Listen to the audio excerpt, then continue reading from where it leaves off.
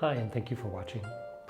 Today, let's look at another Qigong posture, punching with left and right fists. This is a classic posture in Qigong practice.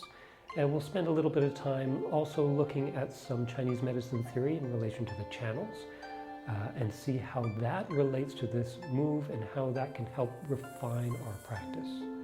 But the move itself, punching with the left and right fists, nice straightforward move. Let's go through it with our feet a little bit wider than our shoulders.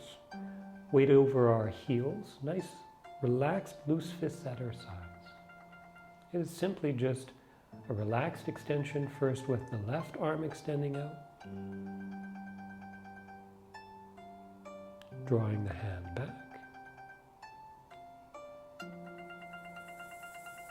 and then the same thing with the other arm extending forward.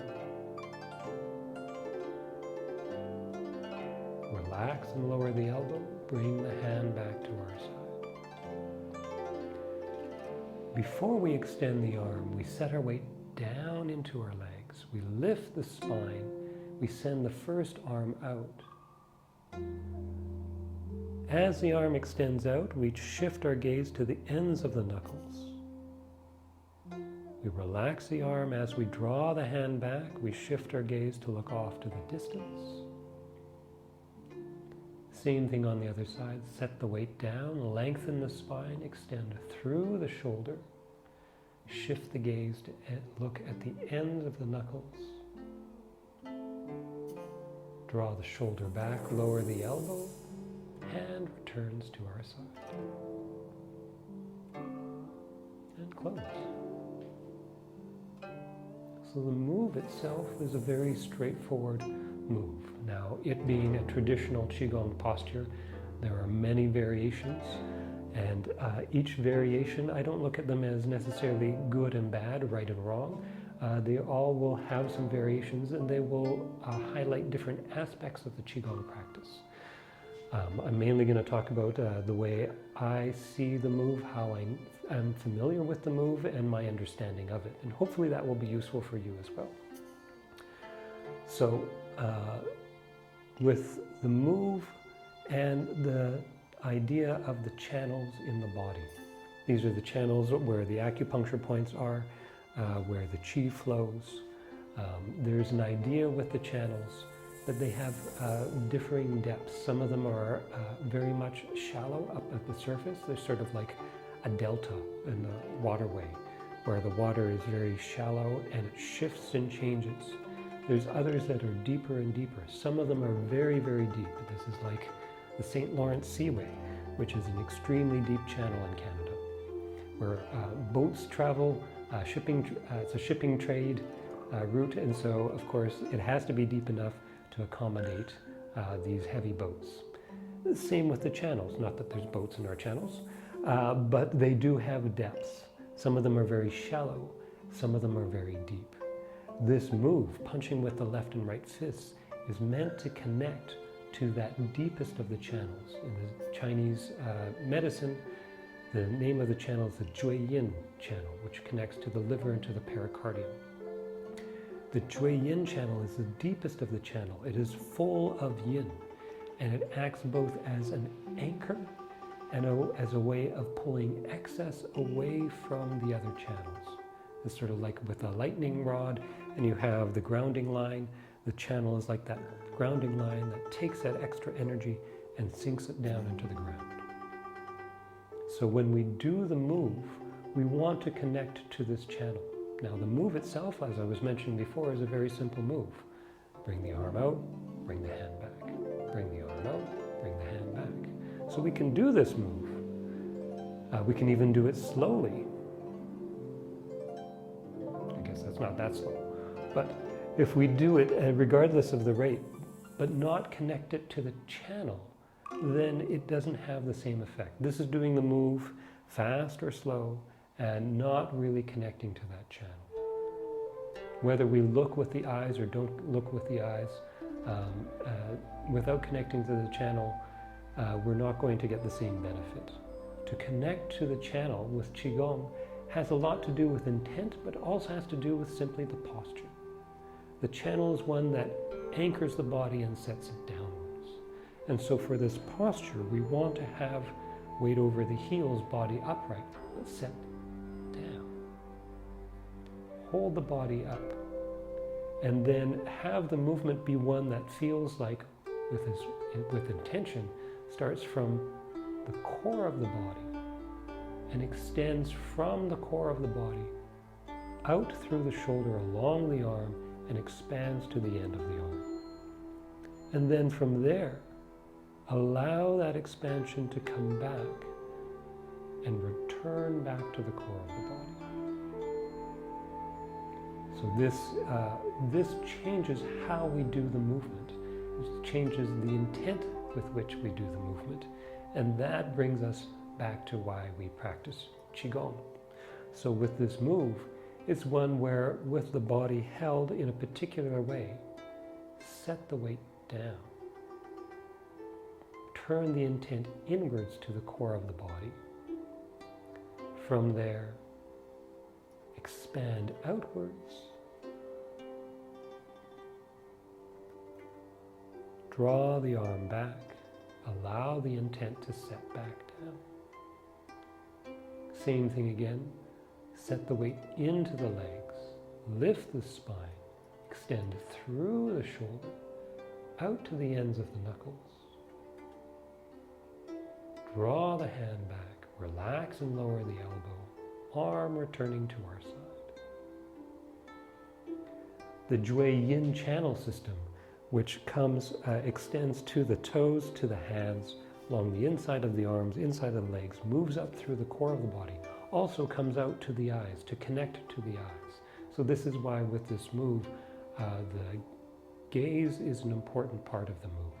Having the gaze extend off to the distance, and then from there shift to the ends of the knuckles and come back, is also part of the practice. Some versions have it where we gaze with glaring eyes, so tightening the muscles around the eyes and looking at the ends of the knuckles to initiate that. That sounds fine to me. I prefer to do the move keeping everything calm and even. With the move and the channels from here, the main thing is having that intent, having the body set down. Now the speed of the move, because it is called punching with left and right fists, makes us wonder whether we should be doing it fast, whether we should be adding tension into the muscles. My opinion is neither of these things are necessary. In fact, the second one is actually not helpful to the practice.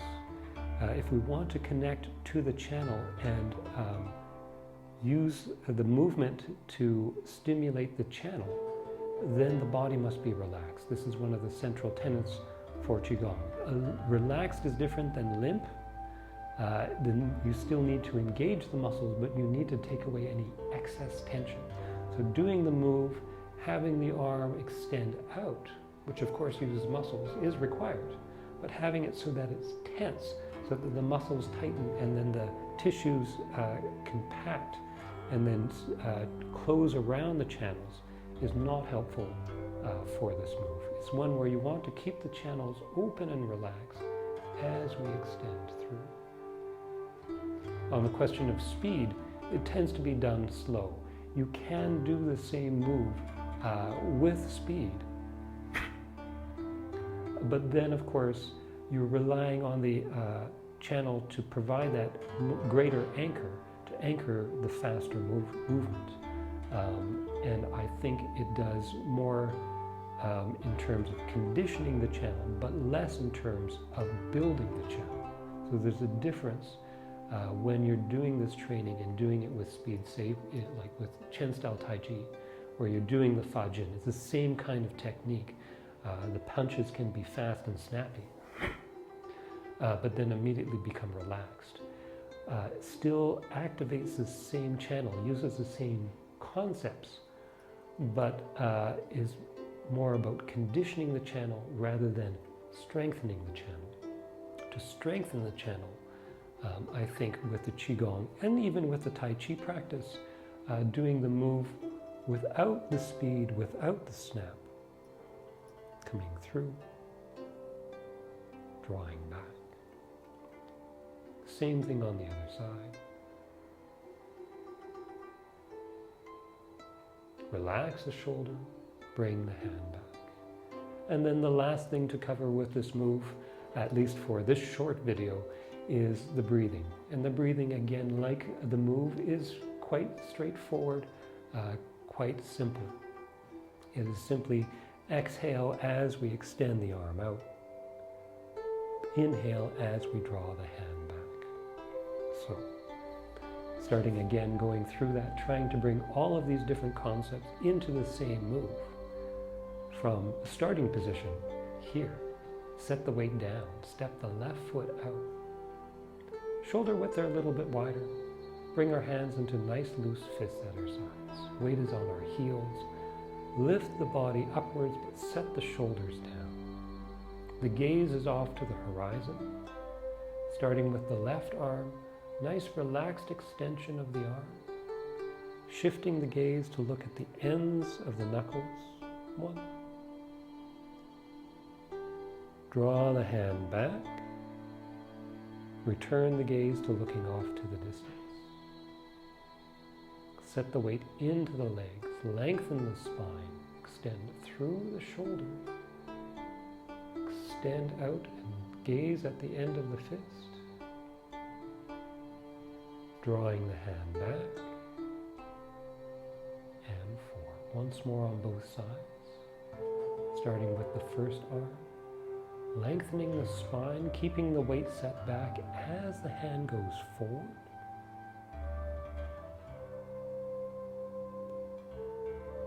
Returning the hand back to our side, allowing the intent to set down. And once more, extending the other arm out, breathing out, bringing the hand back, and breathing in. And close.